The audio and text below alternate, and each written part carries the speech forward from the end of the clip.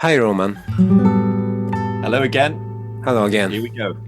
Yes, so let's continue our conversation. So, uh, so in the last episode, we talked about how we can extend the realm of self, right? So, from myself to ourselves. Including the not on, including the people in the past, people in the future, and also not only the people, human beings, but animal, plant, whatever, to the one whole planet. But it's not easy. So one of the book I recently discovered is about awe, the awesome's awe, the feeling of awe to the nature, to the universe, to the human episode, whatever. So how do you feel about awe feeling? And do you have any awe experience that shaped your life? Yeah, so I love the idea of awe, or sometimes I think about it as a sense of wonder with the world. Yes. And I think one of the reasons it's important is because it's a kind of transcendent feeling. You know, a sense of awe or wonder, which we will often experience with respect to the living world, to nature in some way. Is a release from the self. It takes us to something much larger. And if I think about my own life, and I haven't thought about this for years, I think, when was my first experience of awe, my first experience of wonder? And what's just come to my mind now is a moment when I was in the Himalayas as a teenager. I was about 15 or 16. It was a school trip, and we were walking in the mountains. We're up at about 15, 16,000 feet. It was cold. There was snow. It was really difficult. I didn't feel I could breathe very well. And I remember at the beginning, when we were walking, my eyes were on the ground to where my feet were going. And I remember one moment, I looked up and I looked across at this huge valley and all these mountain peaks. And I had that experience, which I think a lot of people have at some point in their life, of feeling that I am just so small and so insignificant. And what was happening there was a sense of awe at these mountains, like, this thing is so huge, right?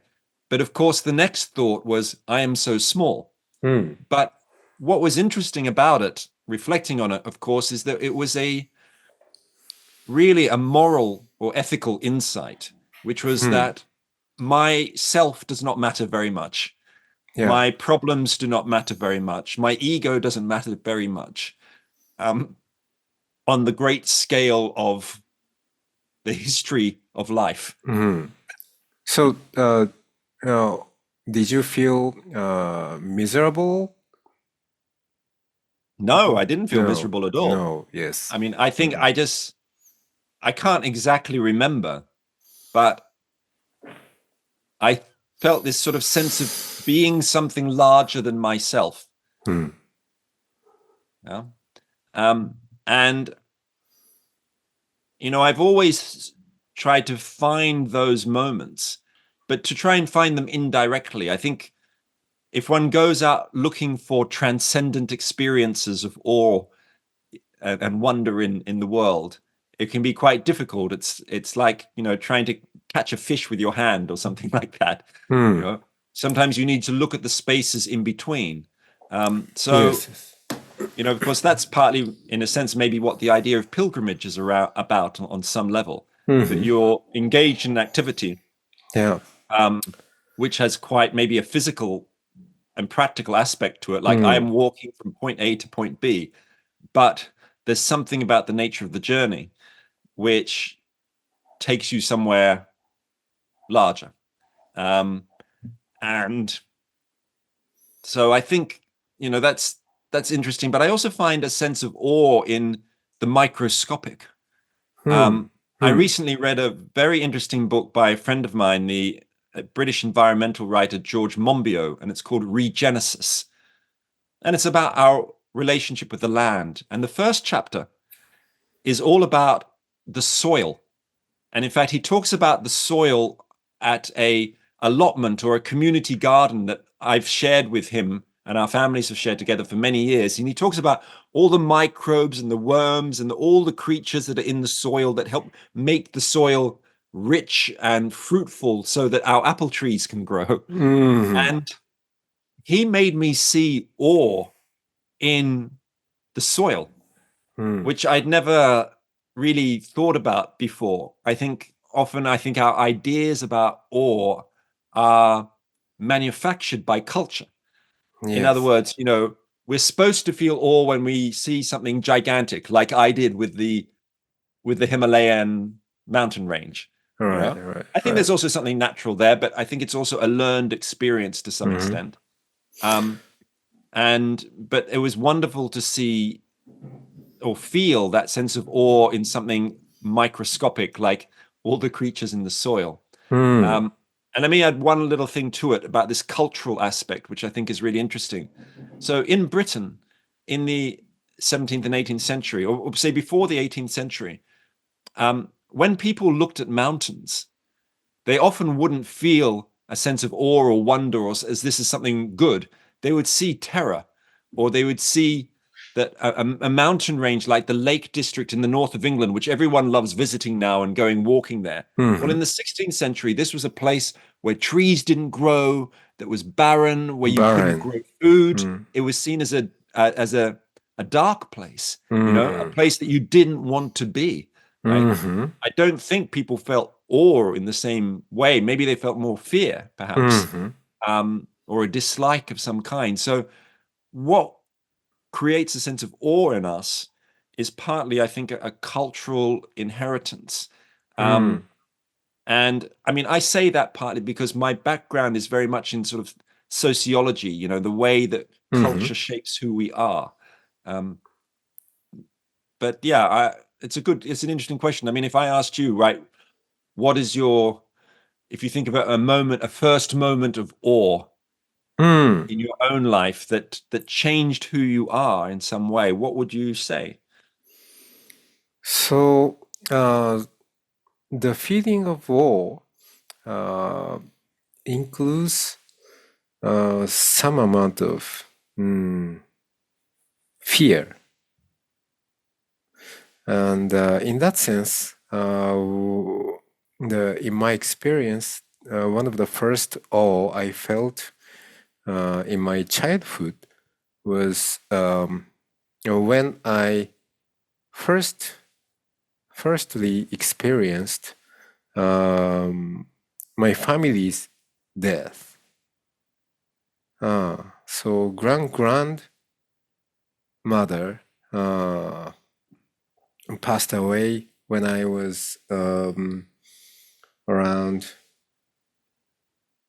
7 or 8 years old, and so yeah, at that time, the crematory was not well preserved, so I felt just a big fear. So at the end of my life, I myself have to go through this process. And after cremation, so the bone of my grandmother came out from, and Yeah, so just just 2 hours before, her body was still there, but now everything has gone except for this uh, poor ashes. So And how did you feel? yeah, so um, yeah, I was scared, but at the same time, uh, with fear, I came to understand. Oh, we human beings, and not only human beings, every sentient beings live this life, uh, mortal life, and everything is changing always, and uh, the all of the sentient beings in the past have gone through this process, and the people now will go through this process, and the people in the future also.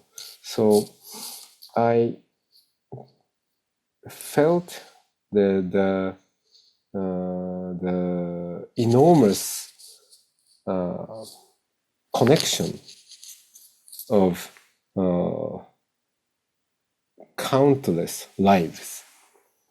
So yeah, that was my uh, all experience with a, a little bit of fear. I love that idea that the fear is kind of a necessary component. And I think what that makes me think of is actually when my mother died when I was 10 Mm, years old. She died of cancer. Um, I very much emotionally shut down in the sense that mm, I have very few memories from before she died. uh, And even on the day of her funeral, we went back to our family home, and people came over for the wake, when people sat and had drinks and talked to each other. But I obviously found it so disturbing. I asked my father to drive me down the road to go and play tennis with my friend. And so I spent the afternoon hitting a ball across a net mm, while everybody else was mourning my mother. mm-hmm. Um, because I think, could not handle that, That everything that it mm, contained. mm-hmm. But I think it was very typical of certainly Western culture that um, even after her death, I didn't visit her grave until I was in my 20s. Mm, We didn't really even hardly talked about my mother, partly because my father got remarried. But I think what all of that was about is that sense of of, of not confronting death, of not looking death in the eye, mm, of trying to keep it out of our minds. And I think I lost something from that, mm-hmm. which I've been trying to recover in the years since, um, through not experiencing maybe that fear that you're talking about, um, Mm, which comes from recognizing the fact that mortality is part of the process of life. mm. So when in your 20, so what brought you to the to your mother's grave? That's a very good question, because I think what brought me to my mother's grave was encounters with other cultures. Because in my mid 20s, before I visited my mother's grave, I had spent time in Guatemala with Oh, indigenous Mayan communities, living in a village in the jungle. And in that culture, there's a lot of connection with death death, and dead people. honoring death. Mm, I remember once when I was in the village in the northern jungles of Guatemala, I was invited into a little family home. In fact, just a hut, a tin hut. These people had nothing. They were refugees from a war. The war was still going on, a civil war. There was bullet fire overhead, at nighttime. And I was invited into this hut where there was an old man sitting in the middle of the room, and everybody was around singing to him, both in indigenous sort of songs, but also Christian songs as well. In that case, because there's a kind of a mix of religions. But what they were doing was they were saying goodbye to this man who was dying of cancer. They were saying goodbye to him because they knew he would die. And I remember thinking about that, thinking, we didn't do that in my culture when my mother was dying. We didn't all gather around her, even though we knew she was dying. And of course, Guatemala is very close to Mexico, where they have, a very strong culture of connection with death through the Day of the Dead, the Dia de los Muertos, on November the 1st, November the 2nd. The idea that you go to the grave and you clean the grave every year, you sit around the grave all night. And so I thought after that experience, I need to go and discover my mother's own grave. So next time I was in Sydney, where I grew up, I went there by myself. I had a picnic on her grave on the grass. And that was a really important moment of reconnection. So at the grave, what did you feel? It was kind of funny. I enjoyed myself. Because I was having this little picnic. It was kind of, and nobody knew I was there. I hadn't even told my father I was going there. I just went there myself. So you went alone. I went alone, yeah. And actually it turned out that my grandmother was buried in the next plot next to her. So it was like a family reunion across the generations. Yeah. I mean, I didn't feel sad, it was quite a beautiful place. It was near the sea, beautiful trees. I just thought I think what I did feel is I was shocked that it had taken me so long to go there. I felt on some level a kind of anger with my own culture that had kept me separated from that. And maybe on an unconscious level, that's why I've done things like I've written a book about our relationship with death called Carpe Diem Regained. Partly that is part of my own therapy, one might say. So you visited your mother's grave alone, but you found that you were not alone. You had a family picnic. A family picnic, yeah. And why not? And it actually reminds me a bit of something I did a couple of years ago on my birthday. I went with my children and my partner, Kate, to celebrate my birthday by having a picnic in climbing an ancient tree that was 800 years old, 900 years old, in a nearby churchyard. And that was an experience of deep time, of recognizing and talking to the children how this tree was here during the Civil War in the 17th century or during the Black Death in the 14th century. And it was here long before we were born and will be here long after we die. And that was, in a way, a similar kind of thing. Maybe the picnic of the ancestral picnic is an important cultural ritual that one can engage in. So in Japanese Buddhist tradition, so we really appreciate feeling the connection with our ancestors.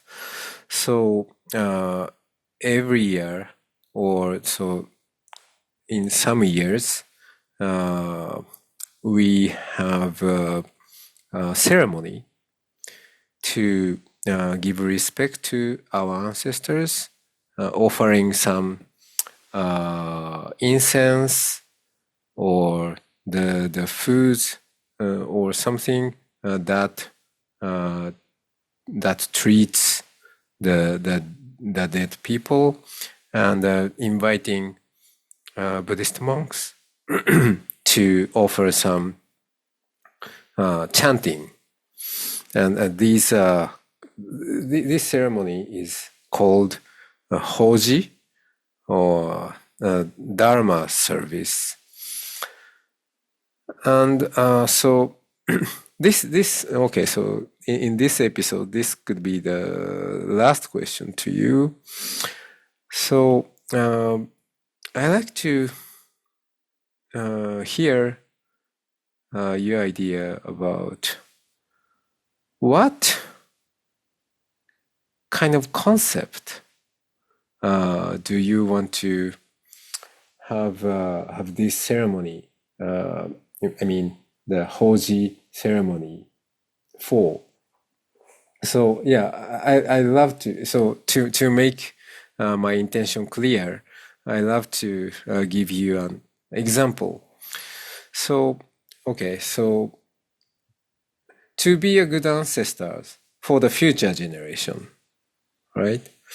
I want to give this ceremony, give this remembering at the same time making connection the new. I want to give this service to this concept, GDP.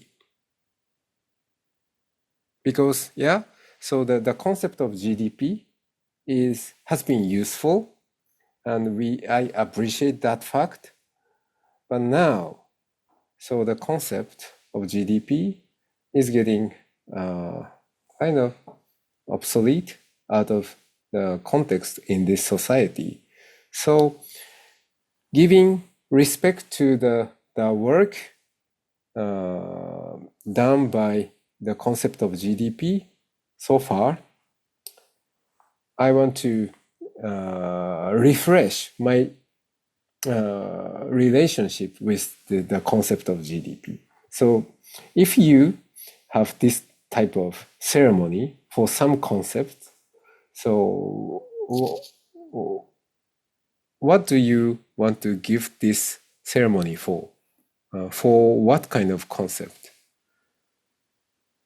Well, actually, I mean, GDP is a really interesting example of it. But let us say I mean, actually, I would want to have the ceremony for something quite related to it, which is a certain idea of progress. Which is Progress. about, yes, about progress, about an idea of progress, which again in Western culture comes from the 18th century, from the Enlightenment, the idea of progress being about material goods.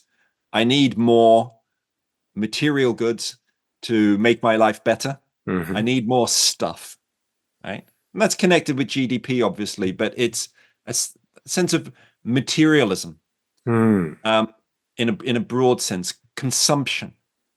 And I think I've changed my thinking about this over the years. So I used to be very much against the culture of consumption, against the idea of growth, growth, more and more material growth that we must have in our societies. I used to be very negative. Yeah. But I think probably a bit more like now the way that you think, I'm coming to see that what's important to do is to acknowledge the role that this concept of, say, material growth has played in the past, but to recognize it is time to say goodbye to it. Right. But it's important to recognize what it has done. So that material growth has given us advancements in transport and medicine and human well-being in many ways, in taking us out of some of the forms of poverty that existed in the early 19th century. It's done a lot. It's given us the house that I am living in right now, right? It's part of all of that. But now we know too much.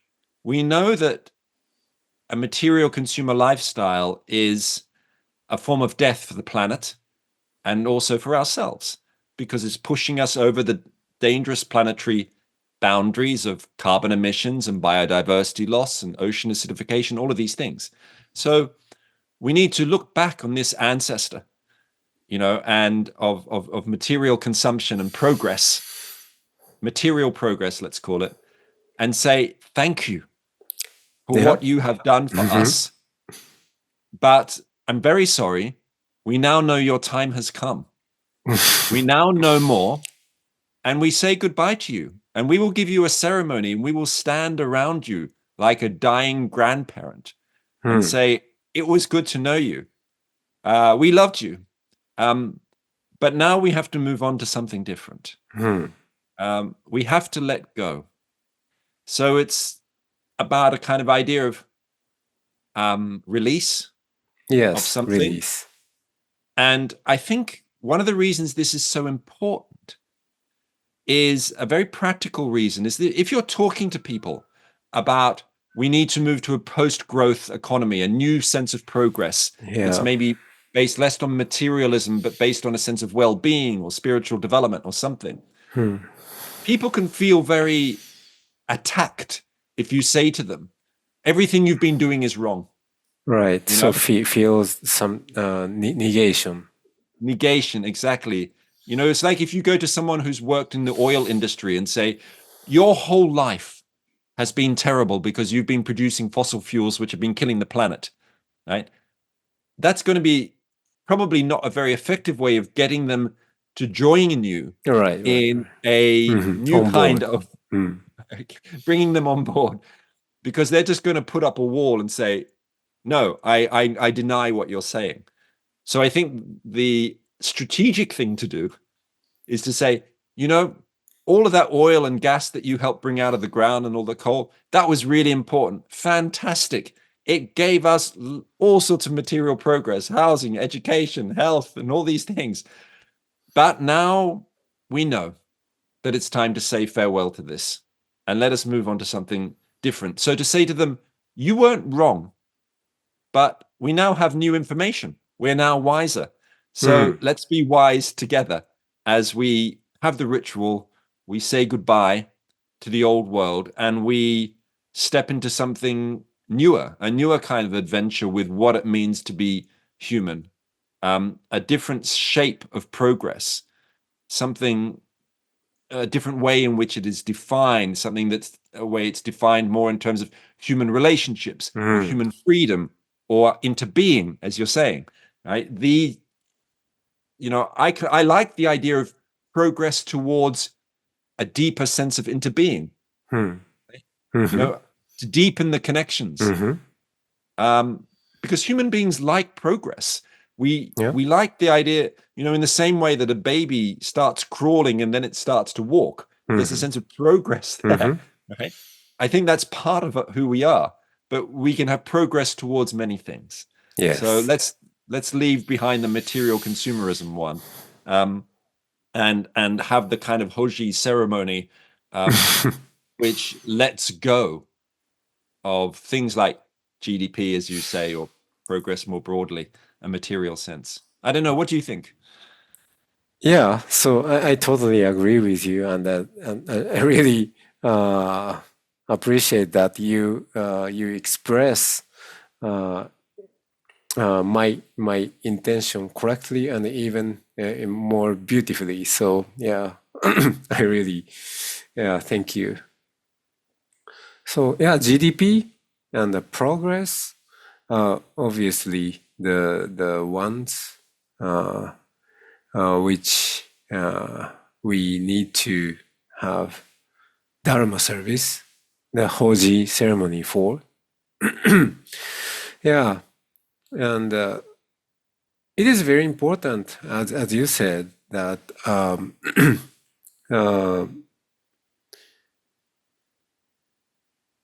to move forward this society, we we should avoid creating enemy, but yeah, include people on board because everyone has uh, has a good intention in each way. So yeah, I believe everyone uh, wants to become good ancestor in each way. So yeah, I want to. mm, uh, ignite this this aspect of human being through this podcast? Well, I think you're doing it beautifully. And I just say one more thing here, that I've always liked your idea of not just being a good ancestor, but being a better ancestor. That it's something that we can evolve inside us, in how we do that. And there's not just one way of being a good ancestor, but there is a multiplicity, a plurality. There are many ways of pursuing the idea of being a good ancestor or becoming a better ancestor, as a pathway. Yes, yeah, we can make progress. Yes, I think so. And I don't think we need to be afraid of that. Yeah. So the time has come. Thank you so much for being the very first guest in this podcast. I'm really happy to have you here. Well, thank you so much, and really beautiful and powerful questions as well. I've really enjoyed the discussion, and I hope that I will be able to listen to some of the future podcasts too, though I imagine they might be in Japanese, or they all be in English. All will be all in English. Great, fantastic. Well, I will definitely, this will be right at the top of my podcast list. Thank you so much.